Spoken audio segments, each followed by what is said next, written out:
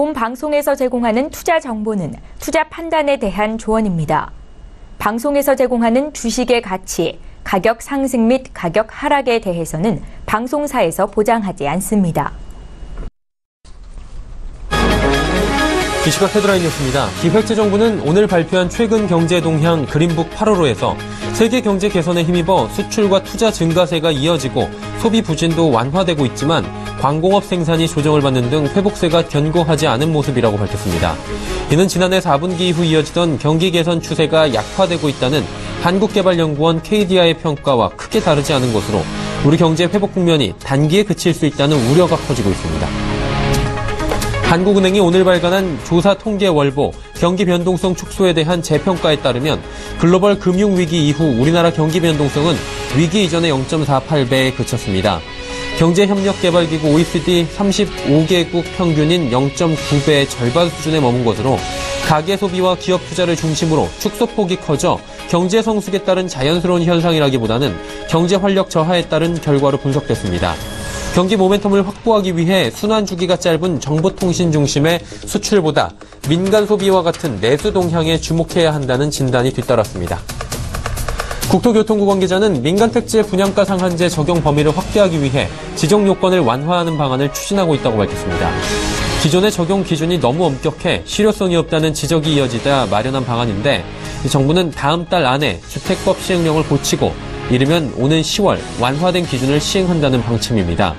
분양가 상한제는 땅값과 건축비 등을 반영해 분양가를 책정한 뒤 그 가격 이하로 아파트를 공급하도록 한 제도입니다. 최대 3조 원 규모의 기아자동차 통상임금 1심 선고가 오늘 17일 이뤄질 예정이어서 재개가 긴장하고 있습니다. 단일 통상임금 소송으로는 최대 규모로 기아차 노사는 상여금의 통상임금 포함 여부를 놓고 지난 6년간 법정 다툼을 벌였습니다.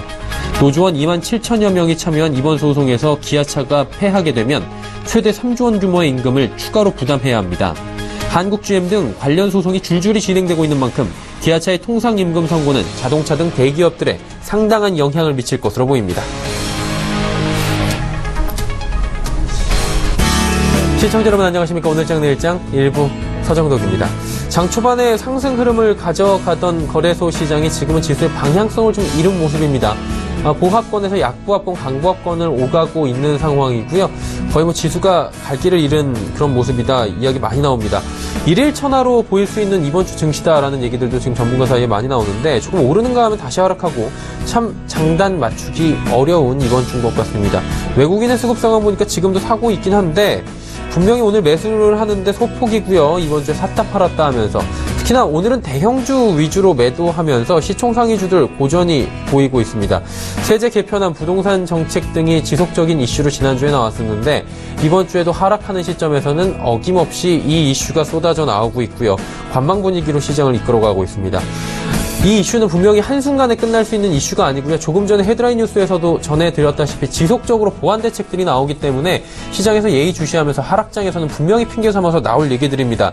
지속적 흐름 관찰해야 되는데 하반기 기업 실적, 정책까지 우리가 보면서 단기적인 시점을 좀 봐야 된다. 그리고 선별적 투자 등이 필요한 시점이다라는 얘기들이 나옵니다. 결국 보자면 좋은 종목에 투자해야 된다라는 건데 이 이야기는 참 쉬운데 그 종목 찾기가 어려울 수 있습니다. 그리고 시장 진단도 어려울 수 있습니다. 오늘장 내일장 일부에서 시장 진단 해보시고요. 또 종목 진단까지, 종목 이야기까지 한꺼번에 가져가 보시길 바랍니다. 코스피부터 확인하도록 하죠. 코스피 지수는 2399포인트입니다. 이제 강보합권으로 올라오긴 했고요. 2400선 공방 벌이고 있습니다. 줄다리기 하고 있는데 2400선을 놓고 위아래로 움직이고 있고요. 오늘은 2400선을 회복을 하느냐 이 부분을 좀 지켜봐야 될 것 같습니다. 일중 흐름들 체크해 볼 텐데요. 일중 흐름 보시면 장 초반에 2408포인트에서 바로 2383포인트까지 급락합니다. 그리고 낙폭 줄여나가는 모습인데 낙폭 줄여나가는 모습이 급락했던 모습보다는 좀 더디게 올라가는 모습들 그리고 거래량 자체가 지금 굉장히 줄어있는 모습인데 이게 휴가철에 따른 거래량 감소인지 아니면 여러 가지 증시에 대한 기대가 빠진 거래량 감소인지는 좀 체크해 볼 필요가 있다는 지적입니다. 자, 이제 수급 주체 볼 텐데요. 수급 주체 확인을 해보시면 현재 외국인이 사는데 802억 원 정도 삽니다. 그리고 어제 팔던 개인이 437억 원 순매수로 다시 왔습니다. 일단 지수가 조정을 받는 느낌이 드니 개인은 또 사들이는 모습이고요. 오늘 기관이 많이 파는데요. 1602억 원이나 팝니다. 이 가운데 금융투자가 690억 원 팔고요. 투신도 팝니다. 그리고 연기금은 반대로 544억 원 순매수 기조로 가져갑니다. 시가총액 상위 종목들 만나볼 텐데 많은 종목이 좀 파란불이다라고 말씀드렸는데 장 후반으로 오면서 그래도 빨간불 보이는 종목들도 늘었습니다. 삼성전자 240만 원 공방벌이고요. SK하이닉스가 오늘 여러 가지 업황에 대한 호조 소식들이 들려오면서 6만 6천 원 회복을 했습니다. 하지만 현대차 오늘 파업 소식 들려왔습니다. 7년 연속 파업인데요. 14만 4천 원까지 급락합니다. 포스코도 전일까지 좀 급등했던 모습이 있기 때문에 신고가 찍고 잠시 숨고르기 하는 모습입니다. 500원 하락하네요. 다음 보도록 하죠. 한국전력 상승하고요. 네이버가 80만원 드디어 회복을 다시 했습니다. 삼성물산도 지금 14만원대 무너졌고요. 신한지주, KB금융 모두 금융주들도 소폭의 약세를 보이는 장입니다. 다음 11위부터 15위도 살펴보도록 하죠. 전체적으로 1위부터 15위 보니까 파란불이 조금 더 많은 모습인데 현대모비스 자동차 3인방 일단 파업 가결 소식으로 지금 파란불 보여주고 있고요. LG화학 그리고 뭐 시크릿컬 업종들이 전일 좀 큰 폭의 상승이 나왔는데 오늘은 국제유가도 하락하면서 화학주들, 정유주들도 소폭의 조정이 나오는 상황입니다. SK텔레콤 1.25% 빠지고 SK는 자회사의 지분가치에 대한 부각 1조 5천억 원이 넘는다고 합니다. 이 얘기 나오면서 28만 원대 부근까지 지금 올라가고 있는 상황입니다. 코스닥 시장 확인해 보도록 하죠.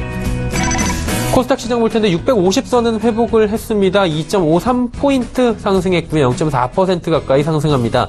거래소에 비해서는 코스닥 시장이 그래도 잘 가는데 잘 간다고 하기 애매한 게 그동안 빠진 지수가 워낙에 컸기 때문입니다. 일중 흐름 체크해 보도록 하죠. 코스닥 651포인트부터 645포인트까지 장 초반에 일단 장 초반에 코스피 코스닥 급락을 했다가 지수가 좀 자리를 찾아가는 모습인데 코스닥은 빠르게 회복을 했고요. 코스피 시장은 지금 회복이 안 되고 있는 모습입니다. 코스닥 지수 650포인트 부근이고요. 이제 수급 주체 체크해 볼 텐데 여긴 기관이 삽니다. 외국인 개인이 동반 매도하고요. 기관이 404억 원 사는데 금융투자 31억 원, 투신 64억 원, 연기금 42억 원 지금 각각 순매수하고 있는 상황입니다. 시가총액 상위 종목들 체크해 보도록 하겠습니다. 셀트리온 2거래일 연속 상승하면서 11만 원 부근에서 움직입니다. 코스피로 이전 상장에 대한 주주들의 요구가 지금 빗발치고 있는 상황입니다. 셀트리온 헬스케어는 상장 이후에 꾸준히 소폭씩 올라가다가 어제 오늘 조정받으면서 49,000원대까지 빠집니다. 메디톡스 어제 휴젤과 함께 반등에 나섰다가 오늘 하루 만에 다시 조정 나옵니다. CJENM은 100원 소폭 상승하는 모습입니다. 다음 살펴보도록 하죠. 로엔, 코미팜, SK모트리얼즈 그리고 신라진까지 4종목이 상승하고 바이로메드만 하락하는데 코미팜 2.48% 상승합니다. 바이로메드만 1.4% 정도의 조정이 나옵니다. 11위부터 15위까지 살펴보도록 하죠. GS홈쇼핑, 컴투스, 포스코, 캠텍, CJ홈쇼핑, 원익 IPS 모두 상승하고요. 오늘 IT 부품주들이 동달아 상승합니다. 원익 IPS 그동안 36,000원대부터 쭉 빠졌었는데 어제 오늘 반등에 성공하면서 32,000원 부근까지 올라왔고요. CJ홈쇼핑 2거래일 전에 실적에 대한 강화 이야기로 실적 잘 나왔다는 얘기로 8% 급등했는데 어제 잠시 쉬어가면서 빠지나 했는데 오늘은 다시 3%대 상승 나오고요. 홈쇼핑 관련주들 전체적으로 좋습니다. 포스코, 캠텍도 1.8% 상승합니다. 자, 이제 원달러 환율 살펴보도록 할 텐데요. 원달러 환율 1123원대에 거래가 됩니다. 하루 만에 지금 3원 20전 하락하면서 0.28% 하락, 원화 강세가 나타나고 있습니다. 국내양 증시 흐름 여기까지 살펴보도록 하겠습니다.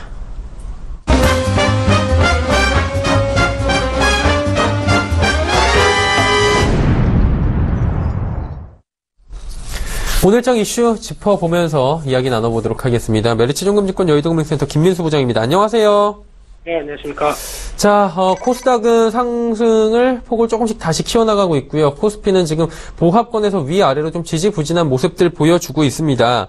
일단은 오늘 장을 놓고 보면 좀 답답한 모습들 보이고 있고요. 결국엔 또 조정이냐 이런 얘기들 나오고 있는데 이런 장세를 언제까지 저희가 좀 지켜봐야 될까요? 네, 일단 지금 최근에 오른 것도 없는 코스닥 시장에 대해서 특히 특히 개인들 분들께서 매매가 많으신 쪽이 아무래도 코스닥 중소형주다 보니까 상반기에도 재미없었는데 하반기에도 조정이 살짝 보이기만 하니까 코스닥은 더 난리를 치더라 뭐 이런 쪽으로 얘기가 많이 나오는 상황들이고요. 물론 오늘 기관의 매수세가 들어오면서 상대적으로 좀 선전은 한다고 하더라도 최근 들어서 흐름 보게 되면 조금 어떤 당황스러운 흐름들이고요. 코스닥이 연중 최고치가 677선을 보였다가 최근 조정 때에서 한 5% 이상 조정세를 보이고 코스피의 낙폭의 2배를 차지를 하고 있고요.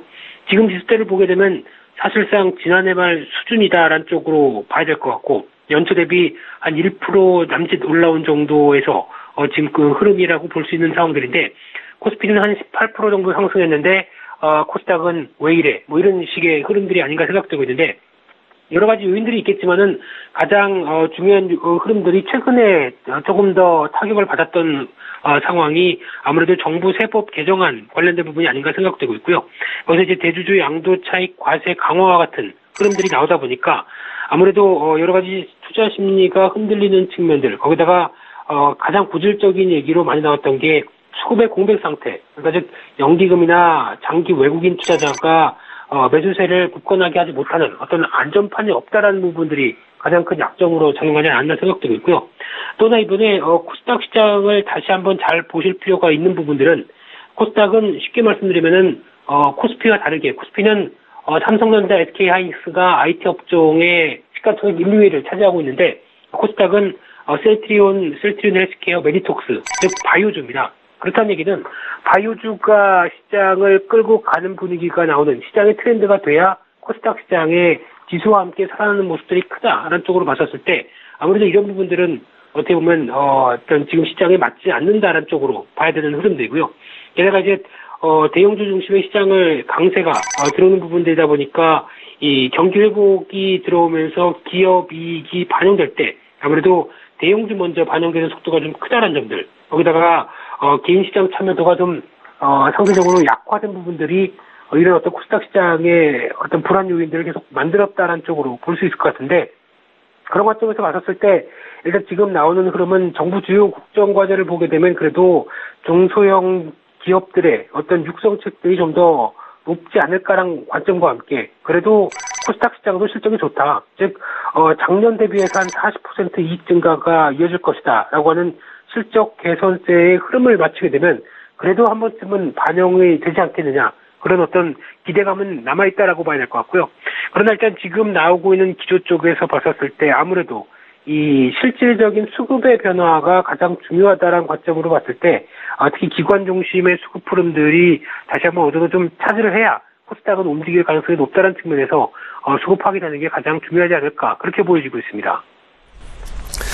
그렇다면 이제 전략이 중요할 것 같습니다. 오늘 같은 장에 딱 보면은 굉장히 또 헷갈릴 수 있는 장이기 때문에 향후 시장 전망과 함께 어떤 전략으로 임하면 좋을지 한 말씀 부탁드립니다. 네, 일단 어지럽고 잘 모를 때는 핵심을 봐야 된다고 생각되고 있는데 가장 큰 핵심이 팩트라고 하게 되면 외국인이고 IT 업종입니다. 즉 시장을 상승시켜왔던 주역이다 보니까 이쪽에서 흔들리니까 당연히 시장이 자신 없어하고 어떤 시장의 조정이 확연하게 드러나는 그런 측면이 아닌가 싶고요. 반대로 말씀드리면은 외국인이 다시 사고 그리고 IT 업종이 탄력을 회복한다. 그렇게 되면은 아무래도 시장에 대한 변화가 다시 긍정적으로 나올 가능성이 있는데 그러기에는 여러 가지 어떤 수급이나 아니면 지금 나오고 있는 단기적인 충격을 소화하는 시간들 그리고 또 하나 이번 주에 지금 나오고 있는 옵션 만기일 같은 경우 특히 최근에 외국인들이 시장의 변동성을 키우는 요인들로 선물을 많이 이용을 하고 있는 상황들인데 대량으로 매수 매도를 반복하다 보니까 오히려 시장의 변동성이 커졌다라는 측면들 이런 쪽을 생각해 봤었을 때는 일단 어떤 좀 중심을 잡아야 될 거로 보여지고 있고요. 한 2370선이 단기 지지권 그리고 2400선의 기준점 속에서 2430선이 저항권을 보이는 그런 흐름들이 약 한 2주째 넘어오고 있는 상황들인데 이에 따른 흐름들과 함께 나오는 어떤 시간 속에서 수급이 안정되는 과정들 이런 쪽을 좀 더 확인해야 될 걸로 보여지고 있고요.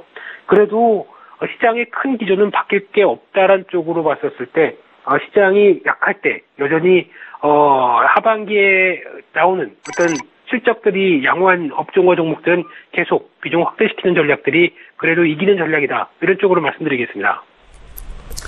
네, 오늘 말씀 잘 들었습니다. 네, 감사합니다. 메르시증권증권 여의도 금융센터의 김민수 부장이었고요. 이슈 칼럼 바로 이어갑니다.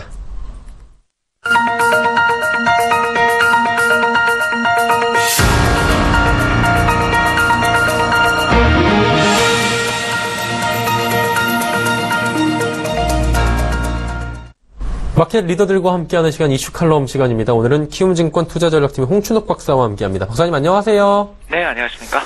자, 8월 2일이 지난 지 지금 엿새가 지났는데도 계속해서 뜨거운 감자 그리고 향후에도 계속돼서 이야기가 나올 만한 부동산 대책에 대해서 좀 이야기를 나눠보도록 하겠습니다. 부동산 시장에서 참 궁금증 아직도 굉장히 많은 것 같은데 어떤 부분인지 좀 정리해볼까요? 네, 부동산 시장에 여러 가지 궁금증이 존재합니다. 근데 이제 그 중에서도 가장 대표적인 궁금증이 바로 뭐냐면, 부동산에 장기 투자하면 성과를 낼 수 있냐? 바로 이 질문이겠죠. 즉, 부동산 시장이라는 것 자체가 인플레이션을 해치하는 성격. 다시 말해서 물가가 오르는 걸 넘어서서 지속적으로 이런 실질 성과를 낼 수 있느냐에 대한 그런 의문들이 있습니다. 그걸 보여주는 가장 대표적인 어떤 질문이 바로 네덜란드의 운하도시 암스텔담 근처에는 1625년 지금으로부터 보니까 거의 한 400년 전에 지어진 헤렌 흐라우트라는 아주 오래된 마을이 있다고 합니다. 이 마을은 지금까지 한 300년 넘는 동안에 주택 가격 지수가 작성이 되어 있다고 해요. 그런데 이 오래된 마을, 지금으로부터 한 400년이 다 된 이 오래된 마을의 주택 가격 지수를 이렇게 쭉 조사를 한번 해보면은 이 실질 물가 대비한 실질 부동산 가격의 상승률이 제로라는, 즉 부동산에 투자를 하면은 실제로는 물가 상승률만 커버할 수 있을 뿐이지 그걸 경제 전체에 걸쳐서 실질적인 어떤 성과를 낼 수 있느냐에 대한 그런 의문들이 있었습니다. 그런데 이제 이 주장에 대해서 궁금증을 가지고 있는 학자들이 연구를 해본 결과 옛날에는 그랬을지 모르지만 최근 들어서서는 이 부동산 시장의 실질 가격이 우상향하는 특성을 지니고 있다라는 그런 부분들을 발견할 수가 있게 됐습니다. 그게 바로 최근 미국의 대표적인 저널이죠. 아메리칸 이코노미 리뷰라는 AER이라고 불리는 탑 저널이 있는데요.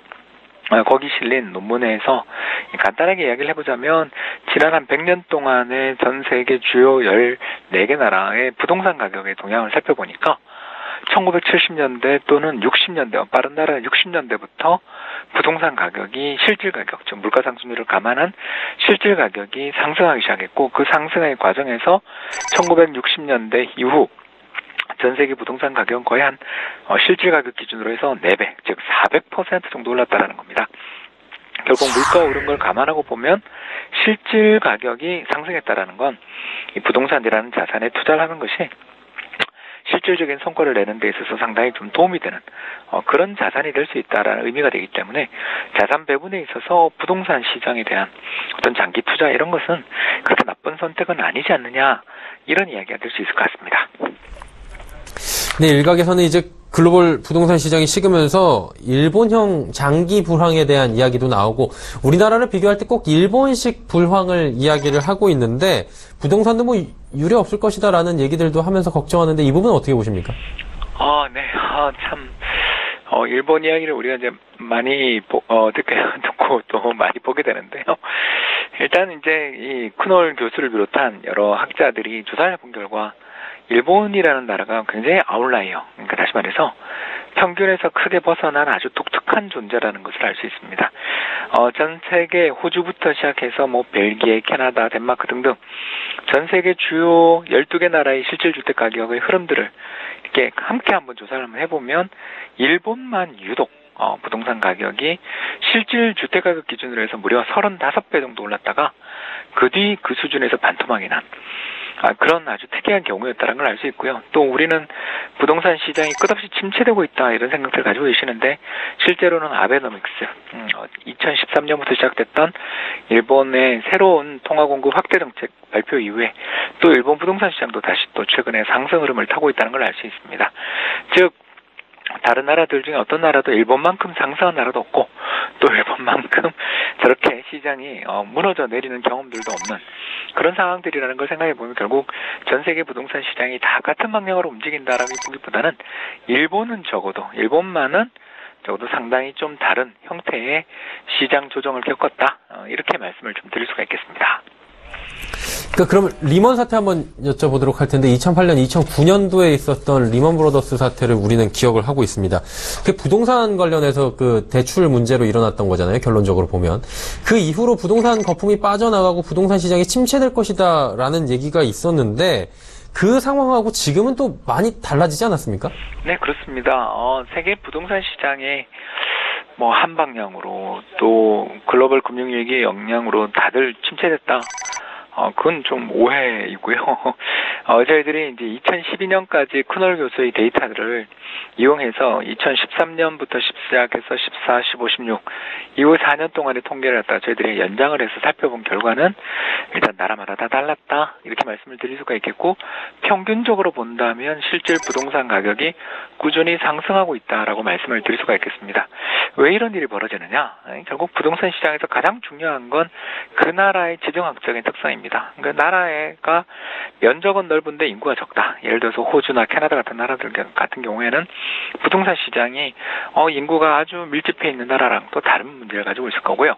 더 나가서 유럽에 있는 나라들은 유럽중앙은행, ECB라는 공통의 중앙은행을 쓰고 있어서 나라마다 처해져 있는 여건에 따라서 신속하게 중앙은행이 대응하기 어려운 반면, 또 뭐 북유럽에 있는 노르웨이나 스웨덴 그리고 영국 같은 나라는 유럽 지역에 속해 있음에도 불구하고 적절한 통화 정책을 사용할 수 있었던 나라들의 부동산 시장은 뭐 2008년에 잠깐 조정받은 이후 사상 최고치들을 계속 갱신하는 끝없는 상승세를 이어가는 것들을 발견할 수가 있어요.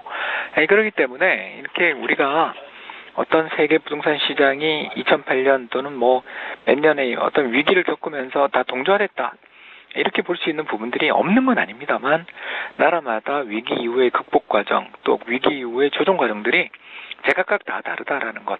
그리고 영국과 호주 같은 이런 나라들처럼 아까 말씀드린 것처럼 독립적이고 또 적극적인 통화 정책을 펼치는 그런 중앙은행을 가지고 있는 나라, 더 나아가서 주택 공급의 탄력이 다른 나라에 비해서 그렇게 막 강하지 않은, 다시 말해서 부동산 시장에 어마어마한 신규 주택 공급 물량을 쏟아낸다든가 하면서 시장의 수급 불균형을 망가뜨리는 그런 나라들하고는 좀 다른 형태를 가진 나라들은 굉장히 부동산 가격도 상승하고 또 이런 2008년의 위기를 쉽게 이겨낸 경우들도 있다라는 점을 이렇게 생각을 해보면 저희들 생각에는 전 세계 부동산 시장이 어떤 하나의 요인으로 그걸 설명하려 드는 걸까 과욕일 수 있다.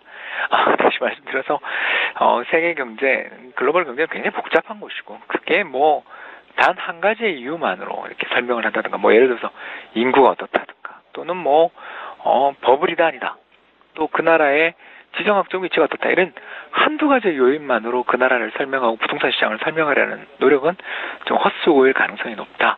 저희들은 이런 생각을 하게 됩니다. 자, 이렇게 복잡하다 보니까 정부도 그동안 10수년 동안 여러 가지 정책을 펼쳤고 실패를 거듭하고 있고 또 다른 정책을 내놓고 뭐 그러는 거 아니겠습니까? 결론적으로 보자면 이제 이 대목에서 가장 궁금해지는 건 뭐 파리 부동산 대책 이후에 집값이 어떻게 변동을 하느냐, 그리고 투기과열지구들이 뭐 어떻게 또 되느냐, 뭐 이런 부분 아니겠습니까? 향후에 한국 부동산 시장에 대한 이야기 좀 한번 해주실 수 있나요? 네, 그런데 이제 저희가 지금까지 쭉 이야기를 하다 보면 한 가지 말씀을 좀 드릴 수가 있는 게, 전 세계 부동산 가격이 1960년대, 70년대까지는 되게 안정돼 있다가 70년대 이후부터 갑자기 부동산 가격이 급등했다라는 것은 분명한 사실이었어요. 물론 이제 90년대 이후 일본은 무너지고 다른 나라는 거기서 더 올라가는 이런 다양한 변이들은 나타났었는데, 이 크놀 교수를 비롯한 이 세계적인 학자들의 주장, 그들의 분석에 따르면 이 1970년대부터 전 세계 부동산 가격이 상승했던 가장 큰 이유는 이 철도망의 건설이 중단된 거 아니냐라고 이야기를 하고 있습니다. 즉 철도 건설이 중단된 반면에 도로가 건설되는 등 철도 중심의 교통체계가 도로, 자동차 중심으로 이렇게 이전했지만, 문제는 자동차를 이용한 이 출퇴근에는 결정적 문제가 하나 있다는 게 크놀 교수의 주장입니다. 바로 뭐냐면 출퇴근 시간에 대규모의 차가 몰리면서 교통체증이 발생하죠. 반면 철도 교통은 그런 문제에서 물론 지옥철의 고통을 겪어야 됩니다만 그래도 정해진 시간에 딱딱 도착하니까 상대적으로 교통체증 문제에서 자유롭죠. 따라서 예를 들어 이전에 2시간 걸려 자동차를 운전해서 서울로 가야 하는 지방도시의 경우에는 이게 뭐 서울로 출퇴근하는 건 불가능했을 텐데, 만약 고속철도가 개통되면서 출퇴근 시간이 30분 이내, 뭐 심지어 15분 이내로 단축된다면 이건 새로운 도시의 토지 공급이 늘어난 거랑 똑같다라는 거죠. 이 결국 한국이 여러 선진국에 비해서 우리나라 실질 주택 가격이 상대적으로 좀 못 오른 이유가 뭐냐? 이렇게 물어보면 여러 가지 정책이 있지만 그중에 우리나라 이 땅이 작은데도 불구하고 고속철도망을 계속 놓고 있는 이 새로운 어떤 정부의 그 사회 간접 자본에 대한 투자가 적극적으로 이루어졌던 것이 우리나라 토지 공급의 확대를 불렀다고 볼 수 있겠고요. 더 나아가 최근에 정부가 GTX를 비롯해서 새로운 기간 철도망 또는 도시 철도망들을 건설하겠다라는 의지를 밝히는 걸 볼 때 당분간은 주택 공급이 좀 부족하고 또 서울을 비롯한 핵심 도시 지역의 토지 공급에 차질이 있어서 부동산 시장이 강세를 보일 수는 있다고 생각됩니다만 이런 강세 흐름이 끝없이 이어지며 버블의 구간으로 연장되고 끝없는 상승을 이어간다고 보기에는 대대적인 어떤 도로교통망의 확대 또는 철도교통망의 확대 같은 실질적인 주택 공급의 확대 현상들이 이를 좀 억제해 나가지 않을까 싶어서 저희들은 한 2, 3년 정도는 부동산 시장의 강세가 이어질지 모르나 이 GTX를 비롯한 주요 기간 도로망 또는 철도망의 완공이 이루어지는 2020년대 초반부터는 또 시장에 공급 과잉에 대한 우려가 부각될 수도 있다는 점은 염두에 두시는 게 좋을 것 같습니다. 접근성이 얼마나 개선이 되느냐, 그리고 그 시점 이후도 한번 주목을 해서 공급 부분도 따지고 여러 가지를 복합적으로 봐야 된다라고 결론을 짓도록 하죠. 키움증권 투자전략팀의 홍춘욱 박사와 함께 이야기 나눠봤습니다. 박사님 감사합니다. 감사합니다.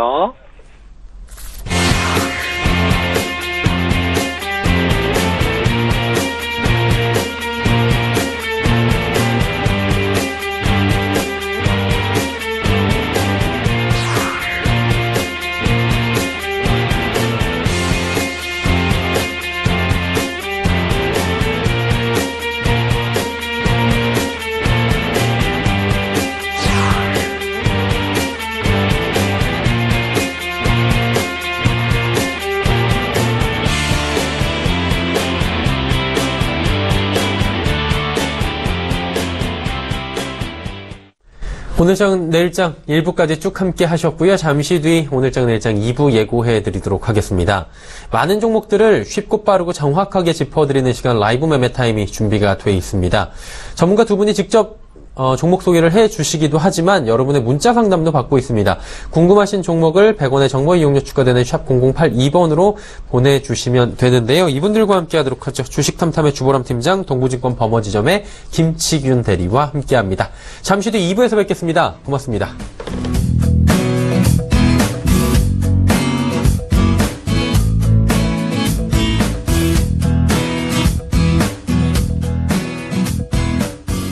본 방송에서 제공하는 투자 정보는 투자 판단에 대한 조언입니다.